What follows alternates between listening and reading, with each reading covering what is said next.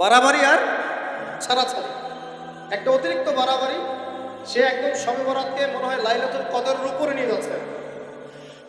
লাইলাতুল নিসফু মিনাশ শাবানকে কোনো কোনো ক্ষেত্রে বাড়াবাড়ি পন্থীরা একদম লাইলাতুল কদরের উপরে নিয়ে চলে যাচ্ছে। আর ছাড়াছাড়ি যারা, তারা বলছে এই রাত্রে কোনো কিছুই করা যাবে। দুইটাই চরম পথ, বুঝতে পারছেন না? একদল এটাকে নিয়ে এত বেশি বাড়াবাড়ি করছে যে এটাকে একদম লাইলাতুল কদরের উপরে নিয়ে চলে যাচ্ছে।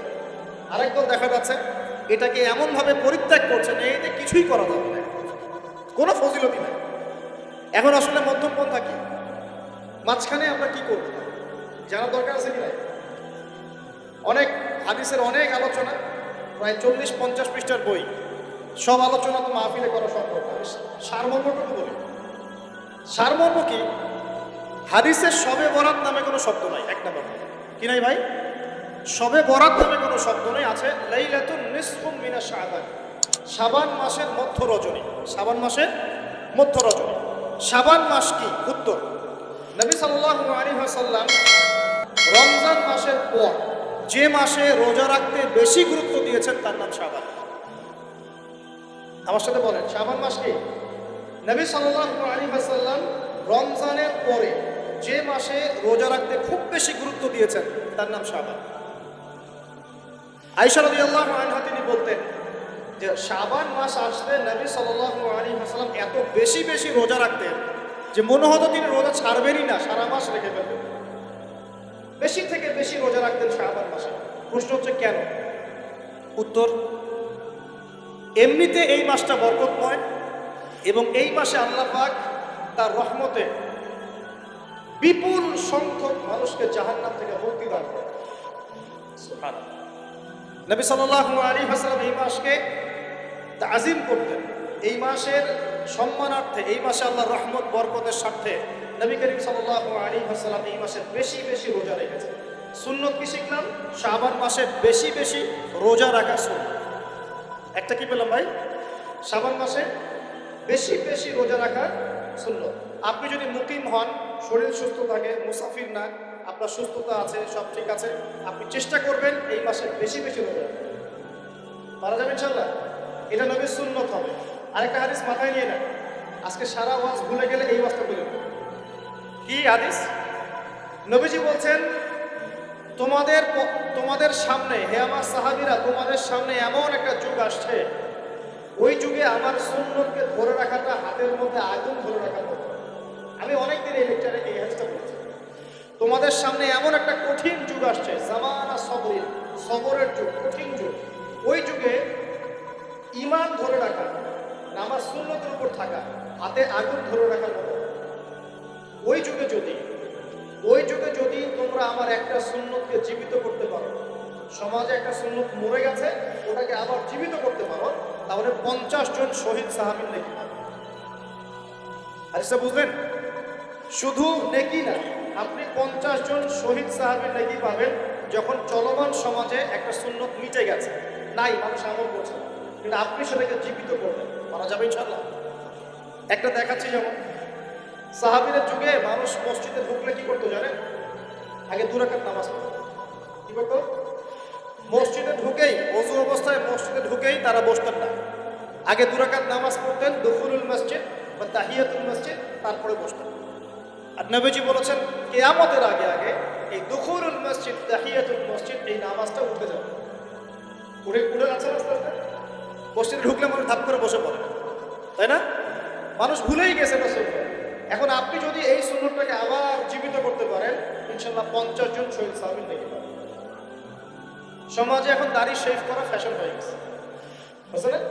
অনেকে শেভ না করলে চাকরি দেয় না। শেভ না করলে কি হয় না? চাকরি পাওয়া যায় না। স্কুলে তো না, কলেজে গিয়ে পড়তে গেলে ক্লাস করতে দেয় না। দাঁড়িয়ে আছে, যাও সব করে আসো, তাই না? এখন সমাজ চলছে উল্টা। এখন যদি আপনি নবীর সুন্নতকে আবার জীবিত করতে পারেন, 50 জন শহীদ সাহাবীর নেকি পাবেন। রাতে ঘুমানোর সময় একটা সুন্নত আছে, 33 বার সুবহানাল্লাহ, 33 বার আলহামদুলিল্লাহ, 34 বার কি আল্লাহু আকবার। বহু মানুষই পড়ে না। আপনি যদি পড়তে পারেন, ইনশাআল্লাহ আল্লাহ পাক আপনাকে রেখে দেবেন। সমাজে বহু মানুষ চুল একদম এখন মেসি রোনাল্ডো কাট, তাই না? মেসি কাট আর রোনাল্ডো কাট। আর আমি সিলেট অঞ্চলে দেখে আসছি একদম লন্ডন কাট, দুই পাশ ছিলে মাঝখানে লন্ডন থেকে শিখে আসছি। এখন চুলেরও কিন্তু সুন্নত আছে, আছে কি নাই? দাড়ির যেমন সুন্নত আছে, চুলের সুন্নত নাই। একদম সামন পিছন সমান করতে পারে, অথবা যদি চুল নাই থাকে তাহলে চুল মাথা মুন্ডন করেও রাখতে পারে। অনেক সাহাবী মাথা মুন্ডিত ছিল। আবার অথবা কানের লতি পর্যন্ত বা কাঁধ বাবড়ি রাখতে পারে। এটা চুলের সুন্নত হলো কিনা? এখন সমাজের সব মানুষ এই সুন্নতটাকে ভুলে গেছে। আপনি সুন্নত মনে করে রেখেছেন, ইনশাল্লাহ আপনি নেকি পাবেন। এরকম অগণিত সুন্নত আছে, অগণিত, যেগুলো আমাদের সমাজ থেকে আস্তে আস্তে উঠে যাচ্ছে। আমি দুঃখের সাথে বলছি, অনেক মসজিদে ফরজ নামাজ পড়ার পরে আমরা কি করি? একটা মোনাজাত করি, আল্লাহুম্মা আমিন বিরহমাতিকা ইয়া আরহামার রাহিমিন, ব্যাস উঠে চলে গেল, তাই না? উঠে চলে যায় না? তারপর স্যান্ডেল নিয়ে বাইরে চলে যায়। অথচ সালাম ফিরানোর পরে একবার বলতে হয় আল্লাহু আকবার, কি বলতে হয়? তিনবার বলতে হয় আস্তাগফিরুল্লাহ আস্তাগফিরুল্লাহ আস্তাগফিরুল্লাহ, বলতে হয় আল্লাহুম্মা আনতাস সালাম ওয়া মিনকাস সালাম তাবারাকতা ইয়া যাল জালালি ওয়াল ইকরাম। একবার পড়তে হয় আয়াতুল কুরসি, 33 বার সুবহানাল্লাহ, 33 বার আলহামদুলিল্লাহ, 33 বার আল্লাহু আকবার, তারপর কালিমা শাহাদাত। এরপর সূরা ফালাক একবার, সূরা নাস একবার, ইখলাস একবার। আরো তো অনেক দোয়া আছে, আল্লাহুম্মা লা মানিআ লিমা আ'তাইত ওয়া লা মু'তিয়া লিমা মানা'ত ওয়া লা ইয়ানফা'ু যাল জাদ্দি মিনকাল জাদ। পড়তে হয় আল্লাহুম্মা ইন্নী আউযু বিকা মিনাল হাম্মি ওয়াল হাযান ওয়াল আজজি ওয়াল কাসালি ওয়াল বুখলি ওয়াল জুবন ওয়া দালা'id দাইন ওয়া গালাবাতির রিজাল। পড়তে হয় আল্লাহুম্মা আ'ইন্নী আলা যিকরিকা ওয়া শুকরিকা ওয়া হুসনি ইবাদাতিক। আরো অনেক দোয়া আছে। দেখেন তো, মোনাজাত করেন, আমি তো না করছি না, আমি তর্ক করতে আসি না এখানে, এটা নিয়ে আমি ঝগড়া করতে আসি। কিন্তু এই সুন্নতটা যে উঠে গেল, মোনাজাতটা করে যে মসজিদ থেকে বের হয়ে চলে গেল, এই সুন্নতটার উপর আমল কে করবে? সুন্নত উঠে গেল না? মানে আপনি যদি বসে এখন সুন্নতটা প্রতিষ্ঠা করেন, আপনি কি পাবেন? এগুলো তো গেল আমলিয়াত। সমাজ চলছে সুদের উপরে, মানে আপনি যদি হালাল অর্থনীতি প্রবর্তন করতে পারেন তাহলে কত নাকি পাবেন? সমাজ চলছে জেনায়, আপনি এখন পর্দা প্রতিষ্ঠা করলেন, তাহলে কত নাকি পাবেন? সমাজে চলছে দুর্নীতি, আপনি এখন আমানতদারিতে ইনসাফ প্রতিষ্ঠা করলেন, কত নাকি পাবেন? সমাজে চলছে শয়তানি, সব শয়তানি, কি চলছে? শয়তানি। এখন আপনি আল্লাহ রাব্বুল আলামিনের ওহী প্রতিষ্ঠা করলেন, কত নাকি পাবেন? নিঃসন্দেহে অনেক বেশি নাকি পাবেন। আল্লাহ পাক আমাদেরকে সেই লক্ষ্যে কাজ করার তৌফিক দান। প্রিয় ভাইরা, যে কথা বলতে এখানে আসলাম, এক বাড়াবাড়ি একটি ছাড়া ছাড়া, এর মাঝখানে কি একটা ফজিলত জানলাম, শাবান মাস মানে এই মাসে নবীজি বেশি বেশি রোজা রাখেন। তাহলে আমরা কি করবো এই মাসে ভাই? এক নম্বর কাজ, বেশি বেশি রোজা রাখার চেষ্টা করবো ইনশাআল্লাহ, আল্লাহ তৌফিক দান করুন। এবার আরেকটা পয়েন্ট বলি, সামনে রমাদান মাস। রমজান মাস আসলে আমরা মাশাআল্লাহ পরিপূর্ণ মুসলিম হওয়ার চেষ্টা করি, কিন্তু সারা বছর এটা ধরে রাখতে পারি। রমজান মাসে যে নামাজ পড়ে না সেও মসজিদে যায়। দেখা যায় যে জুমার নামাজও পড়ে না, ও তারাবির নামাজ পড়তে যায়, যায় কি না? ওই দিন গিয়ে বলে এসি দেন, ইমাম সাহেব এসি অন করে, তাই না? সারা বছর আসে, ওই দিন গিয়ে ইমাম সাহেব এসি বন্ধ কেন? এই মুয়াজ্জিন সাহেব ফ্যান দেন। তখন ওখানে গিয়ে মানে কি বলবো, হ্যাঁ মাতব্বরি করে। যাক, তারপরেও যে মসজিদে আসছে আমরা দোয়া করে আল্লাহ হেদায়েত দেন। আমরা তো কাউকে পিছনে ফিরাই দিব না, দিব? এখন রমজান মাস আসলে আমরা মাশাআল্লাহ রোজা রাখি, মানুষকে ইফতার করাই, দান সদকা করি, আমরা যাকাত দেই, তারাবি পড়ি, কোরআন তেলাওয়াত করি, আমরা মাশাআল্লাহ অনেক আমল করি। এই আমলগুলো কি একবারে হাবাস করে ধরে ফেলা সম্ভব না? একটা আস্তে আস্তে ট্রেনিং প্রসেস লাগে। একটা ফ্যান চালু করে, ফ্যানটা কি শুরুতেই হাবাস করে ঘুরতে শুরু করবে নাকি আস্তে আস্তে স্লোলি সে মোমেন্টাম ধরবে? কোনটা? আস্তে আস্তে সে গতি পারবে না, ধীরে ধীরে গতি পাবে। ঠিক শাবান মাসে এত বেশি রোজা রাখা, ইবাদত করার অর্থ কি? যাতে রমজান মাসে আপনি পরিপূর্ণ ইবাদত করতে পারেন। বুঝতে পারছেন কথা?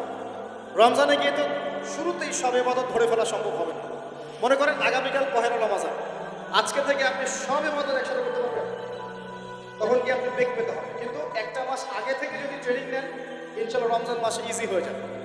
এটা একটা কারণ নবী সাল্লাল্লাহু আলাইহি ওয়াসাল্লাম শাবান মাসে বেশি বেশি রোজা রাখতেন, আমল করতেন। আল্লাহ পাক আমাদের সবাইকে শাবান মাসে বেশি বেশি আমল করার তৌফিক দান, যাতে রমজান মাসে গিয়ে আমরা সুবিধা পাই, রমজান মাসের হকটা আদায় করতে পারি। এবার এই মাসে নবী সাল্লাল্লাহু আলাইহি ওয়াসাল্লাম কি বলেছেন একটা হাদিস থেকে আগে বুঝি। এই হাদিসটা সহ অনেক হাদিসে এই একই রকম কথা এসেছে এবং এই হাদিসটা বিশুদ্ধ। এটাকে অস্বীকার করলে হাদিস অস্বীকারী হয়ে যাবে। বাড়াবাড়ি করুন, ছাড়াছাড়ি করুন, উভয়ের জন্যই নসিহত। নবী সাল্লাল্লাহু আলাইহি ওয়াসাল্লাম বলেছেন, ইন্নাল্লাহা তাআলা, নিশ্চয়ই আল্লাহ রাব্বুল আলামিন, লা ইয়াত্তালিউ ফি লাইলাতিন নিসফি মিন শাবান, শাবান মাসের মধ্য রজনীতে আল্লাহ রাব্বুল আলামিন তার রহমতের দৃষ্টি প্রশস্ত করেন। সুবহানাল্লাহ। আল্লাহ পাক শবে বরাত মানে আমরা যেটা বুঝি প্রচলিত অর্থে লাইলাতুন নিসফি মিন শাবান, শাবান মাসের মধ্য রজনী, যে 15 শাবানের এই যে রজনী, এই রাতে আল্লাহ রাব্বুল আলামিন তার সৃষ্টির দিকে তার রহমতের দৃষ্টিটা প্রশস্ত করে দেখেন, প্রশস্ত করেন। এবং ওয়াগফিরু লিজামিই খালকিহি, আল্লাহ পাক তার সমস্ত সৃষ্টিকে মাফ করেন। আল্লাহ পাক কি করেন? তার সমস্ত সৃষ্টিকে কি করেন? মাফ করে দেন। কথাটা ভালো করে বোঝেন। আল্লাহ পাক তার সমস্ত সৃষ্টিকে মাফ করে দেন, ইল্লা, তাদেরকে ব্যতীত। এক, ইল্লা লিমুশরিকিন, এক নাম্বার যে ব্যক্তি মুশরিক, যে শিরক করে আল্লাহর সাথে, যে আল্লাহর সাথে শিরক করে। আর দুই, মুশাহিদ, যে ব্যক্তি অন্তরে মানুষের সাথে বিদ্বেষ পোষণ করে, হিংসা বিদ্বেষ মনে আছে এরকম ব্যক্তি, এবং মনের মধ্যে শিরক আছে, শিরকি আকীদা, মুশরিক, এই দুই শ্রেণীর মানুষ ছাড়া আল্লাহ পাক সমস্ত মানুষকে মাফ করে দিয়েছেন। তাহলে এই রাতের ফজিলত প্রমাণ হলো কিনা? রাতের ফজিলতটা প্রমাণ হলো কিনা? আচ্ছা, এখন এর ব্যাকআপ আরো অনেকগুলো হাদিস আছে। ওই সবগুলো হাদিসকে একত্রিত করলে এমনই কনক্লুশন আসে। এছাড়াও আরো কিছু দুর্বল হাদিস আছে, এগুলো দুর্বল, সনদগতভাবে অন্যভাবে দুর্বল। ওখানে আরো কিছু পয়েন্ট পাওয়া যায় যে আর কাকে কাকে আল্লাহ পাক মাফ করেন। সবাইকে তো মাফ করেন, আর কাকে কাকে করেন। এই হাদিসে দুটো পেয়েছি, এটা একদম অকাট্য। এটা হলো মুশরিক, আল্লাহ পাক মাফ করেন না।